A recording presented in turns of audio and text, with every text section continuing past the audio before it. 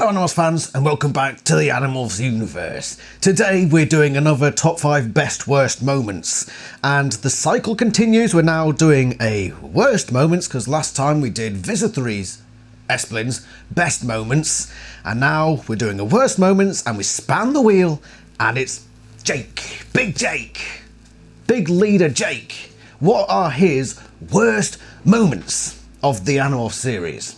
Now there are quite a lot to choose from, because obviously he's in practically every book and he was the leader, so anything the Animorphs did is basically his doing, near enough to some degree. So there's countless things that he could have gotten wrong here, and there were lots of things he got wrong. There were a lot of times where he had the completely wrong plan. There were times where he didn't delegate tasks correctly. There were times where he used people in the wrong places. There's just a whole host of things that Jake did wrong as a leader. Some worse than others, some of them minor, some of them major. But this list requires the worst mistakes. The ones where you look and think it's not down to naivety, or it is, but it's completely dumbfoundedly, compoundedly, fiddlestickingly, bothersomely buggered. Those are the ones that are going to make this list. There might be moments on this that aren't on this list that you think, hold on, that was a really terrible thing he did there. So for example, the plan in book 49, where he says, Rachel, just morph elephant and then go hide in that elephant's pen and demorph after you've lured the yerks away. And then just trot back along and hang around, you know. Yeah, Jake, you don't just be an elephant and vanish from sight. Especially if you're just going to go into another elephant pen. It's going to be pretty obvious to the controllers following that you're there. That's just bad planning. That is the sort of thing that doesn't make this list. What does make this list is where there is no excuse. It's not just bad planning. It's either malicious and evil, an abuse of power, or just straight up you need a lobotomy. So I've managed to narrow this down to 8 choices. 3 of them will be as honorary mentions near the end. The first one, number 5. Jake insists the Animorphs follow the Seablade. This takes place in book 36. And it's in the context of Jake and Cassie at the start of the book looking over this dying Hork-Bajir who's had medical experiments upon him. Cassie is absolutely riled up by Han Tunad's death. In the the unusual Cassie way, where she's riled up to the point where she just loses all sense of reasonableness. It happens maybe 5 or 6 times throughout the series, but you know when that demon Cassie is unleashed, where she truly becomes Demon Cassie, I will rip your sins out through your nostrils. So yeah, she's had one of those demon Cassie moments. And because she is Jake's girlfriend, and we've seen this a couple of times, he gives in to her need for vengeance. And what happens here is the Seablade, Visithory's new invention ship thing chasing the Pemberlite ship, gets sucked into some sort of cave thing, like dragged in, knowing that Cassie is out for revenge. Rather than say, hold on, let's just judge this situation here, we just saw the Seablade get sucked into something, it's probably bad down there, he just says, go for it. We need to get revenge for Cassie, for Han Tunad. Let's go in completely blind into this basically death trap. No, Jake, you blithering, blundering fool. Essentially what this is, and there's a few examples of this, but this is the most egregious I feel. It's the Animorphs going in blind, and it's at Jake's behest. So another example is in book 3, when they morph Trout to get sucked into this truck ship, without a bloody clue what's actually up there. Basically, willingly going into a potential death trap, without any evidence or any information as to what you're getting yourself into. This, I think, is just the worst example, and they were lucky to get out of this ordeal alive. And it's all because he was a simp, basically. My girlfriend's really angry, so I'm going to shove all reasonableness aside and just do what she wants because she's angry. Jake, snap out of it. And this is the thing, that I think if the ghostwriters were more in tune with each other, this would have led to Rachel's episode in book 37, the very next book, where she takes over as leader, because there's a part in this book where she's basically like, from what I remember, where she criticises Jake's impulsive response to the situation at hand. Yeah, this should have led to the events in book 37, which caused a whole load of bad stuff. Yeah. Basically, Jake's simping almost got the Animorphs team killed. Yeah, it's pretty bad. Number 5. Next up is number 4. Jake agrees to help Ginan rescue Myrtle. Now, on the surface, if you haven't read this book recently, or you haven't read it at all and you've just gone on other people's summaries, you'd think, why is this on the worst of list? He's just helping an Andalite find his other Andalite. They weren't the enemy. Well, shut your mouth up now, because you're wrong. Ginan was the enemy. When they went into Gifinlan's house, they found out they had this thing called the Sula's disease. And he pretty much admitted it himself. His plan was to morph Jake, who he thought was another Andalite, and use his body to live on without the Sula's disease. He was also going to trade at least one, probably all, of the Andalite bandits for Myrtle, so that they can both go on with their shortened lifespans and just have a relaxing retirement, basically. That's not a good guy. This guy had pretty much admitted to Jake, I am willing to sell you out for my own selfish reasons. And Jake's just like, cool, we're going to help you. And we're going to go to Visa 3 with you. The guy who you were going to sell us out to. World-class leadership. And you might say, well, it all paid off in the end, but that's hindsight. At the time, making that decision is just unforgivably dunderheaded. This guy has just told you, I will sell you out just so I can retire happier. I will sell out you, and hence this whole planet, for me and my crappy little garden. I will sacrifice possibly the galaxy and everything that my people fight for because I want bouncy time with this chap over here. That's your good guy. That's the guy that you're going to say, hey, okay, we've got you covered.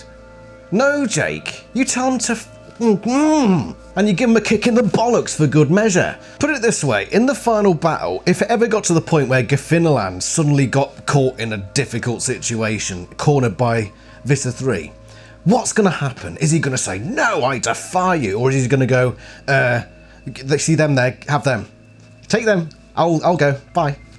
He's going to do that, isn't he? He's like a proper Judas, and he's admitted that to you, and Jake's just like, Yeah, that's why this is number 4.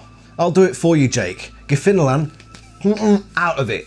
Numero 3. No, that's Spanish and French. Oh, sod it, all Europeans are basically the same. Except for the Belgians. Yeah, they can all out of it as well. Number 3. Sorry, this is a very antagonistic video, isn't it? Yeah. Number 3. Disobeying Captain Samlin.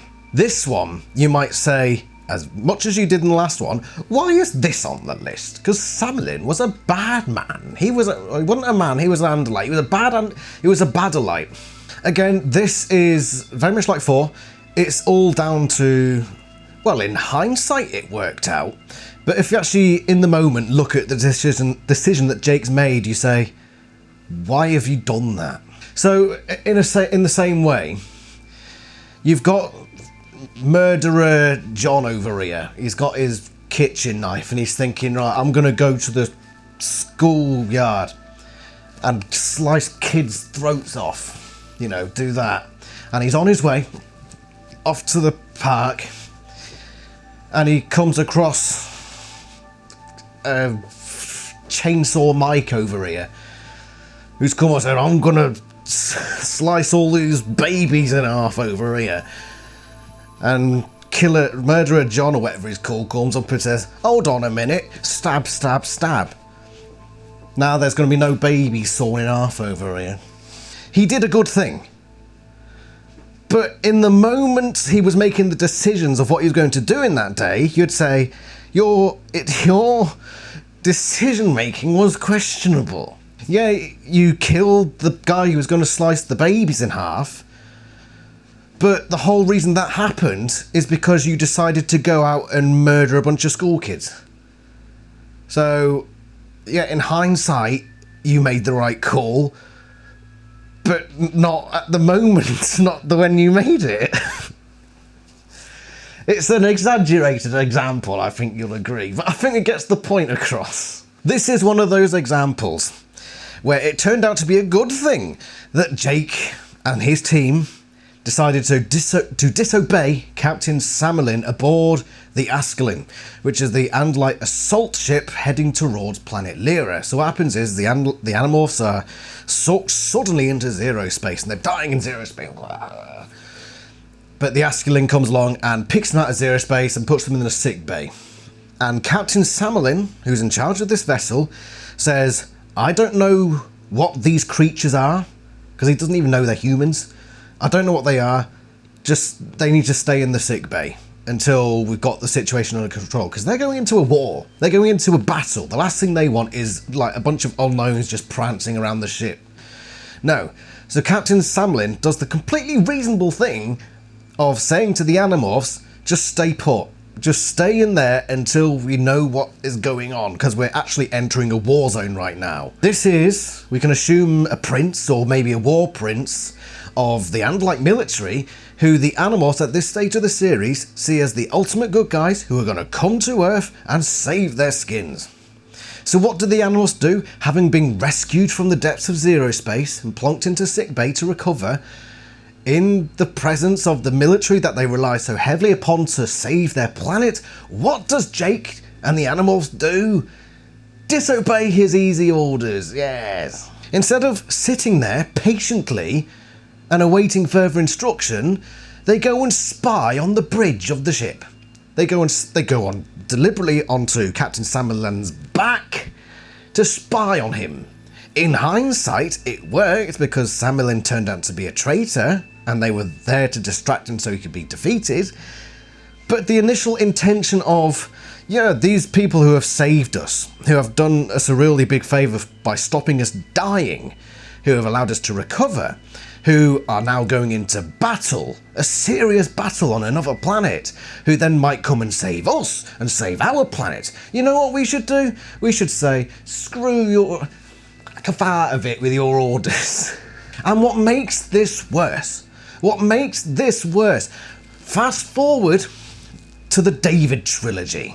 What is it the Animorphs say to David, basically?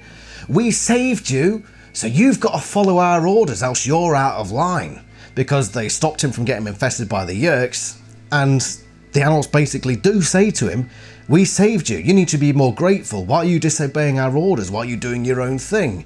And because of that, they sent David mad and he ended up turning traitor.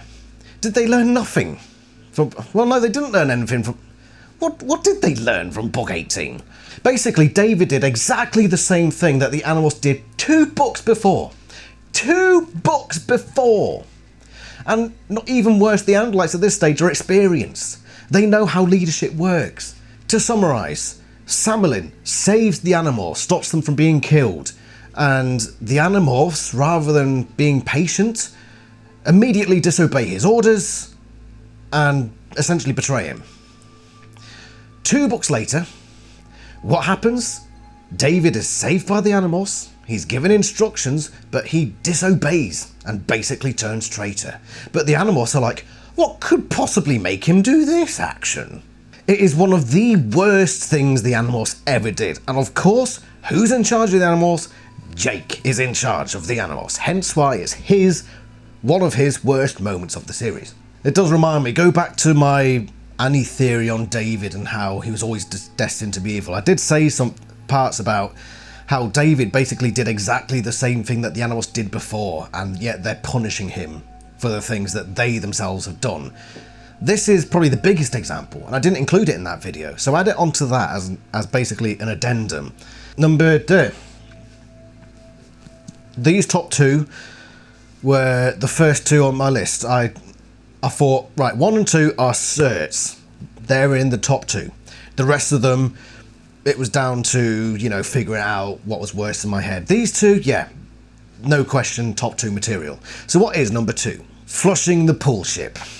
This one is one that probably a lot of people disagree with. They might not have on their list. So, as of course, with a lot of my videos, it comes down to my opinion. So your opinion might differ, and you're more than welcome to have that difference of opinion. But I'm going to explain to you why this is number 2 on my list. 17,000 defenseless Yeerks. The Animorphs are on the pool ship. They're fighting for control. This is the final battle, so this is where it all comes to an end. And Jake with axe comes across this vast pool within the pool ship, and he has the option of flushing them or not. By flushing, it means basically the whole pool is emptied out into the depths of space, and 17,000 Yeerks basically instantly perish. Now, to play devil's advocate to myself, this is effectively a military move. Because they're on the pool ship, which is part of an invading force, then they are basically part of the military, or at least they are an aid to the enemy. So in that sense, it is a military action. Don't get this confused as me saying these are all civilian Yeerks. You can't kill civilians. I'm not saying that. But still, there are honourable things. I think it was Henry I basically brought the idea of chivalry to Great Britain. What is chivalry? It's basically honour. Honour in battle. Because what they used to do before that is just, they would kill all the enemies and all the women and children. At least in that part of the world. This part of the world.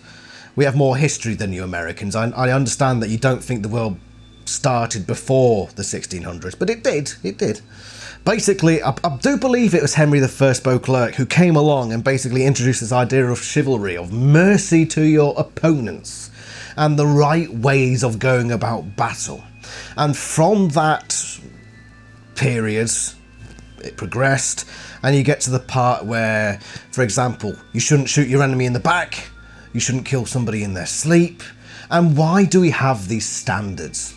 Because I've asked this question of the Animorphs community before, and I've said, you know, would you kill Visser 3 in his sleep?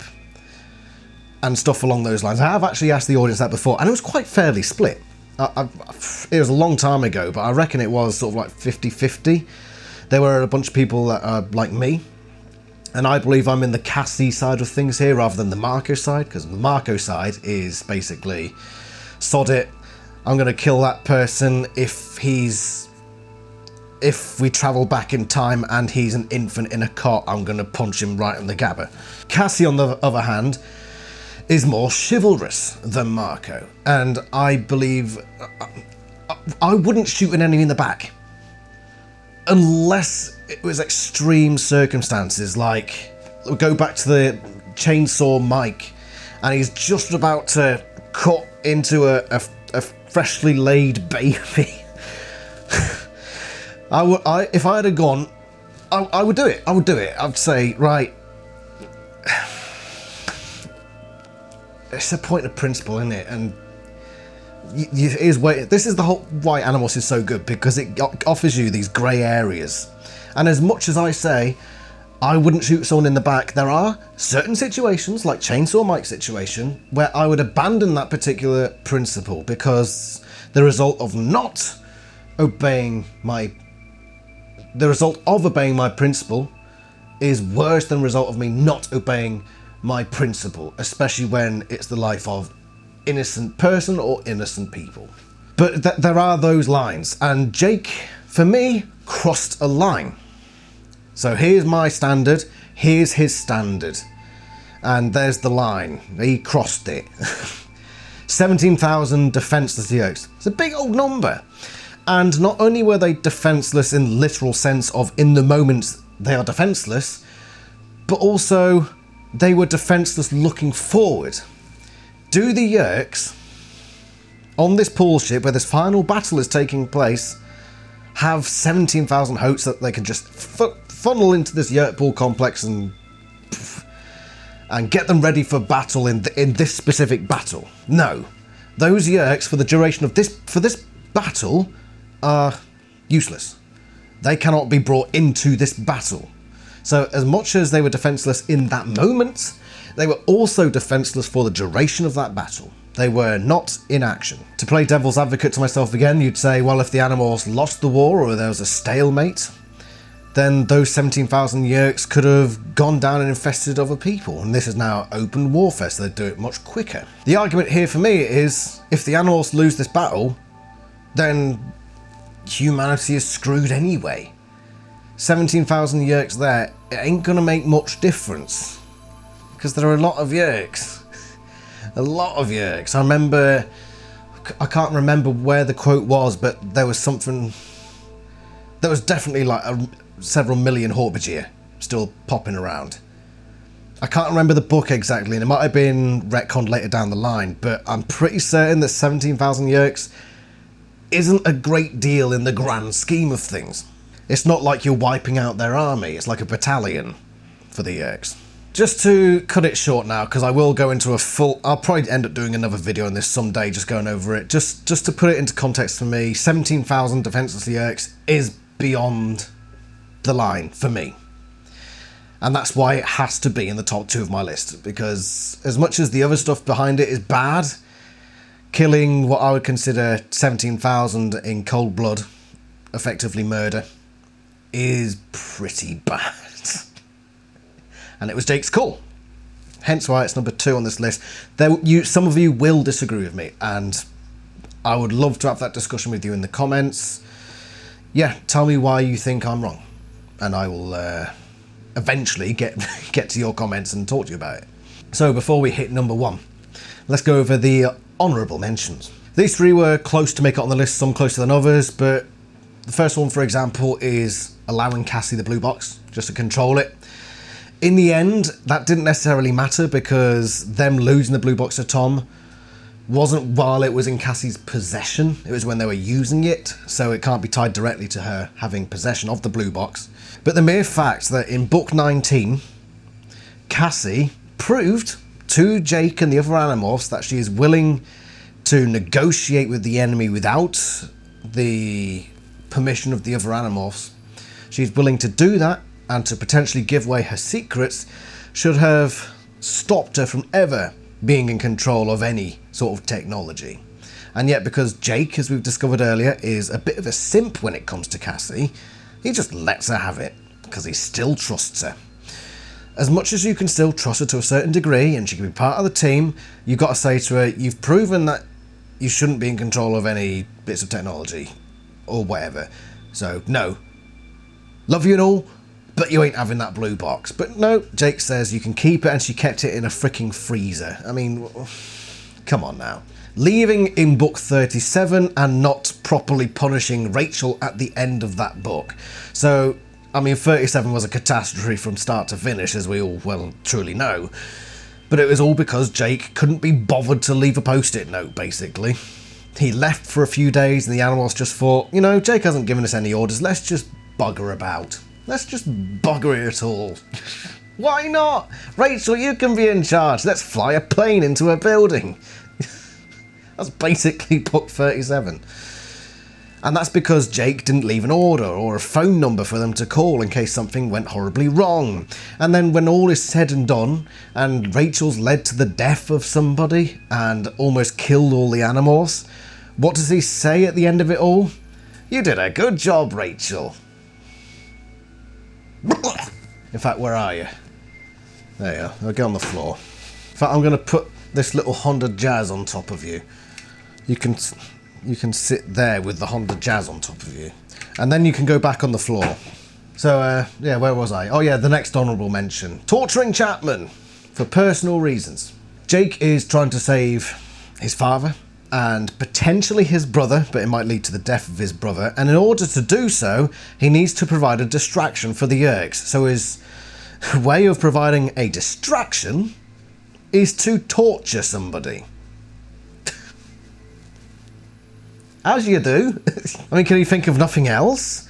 He just decides, I'm going to take Chapman away from his crying daughter, take him to a room and effectively torture him for a short duration. Why? Just so some of the Yeerks have their heads turned and think, what's going on over there?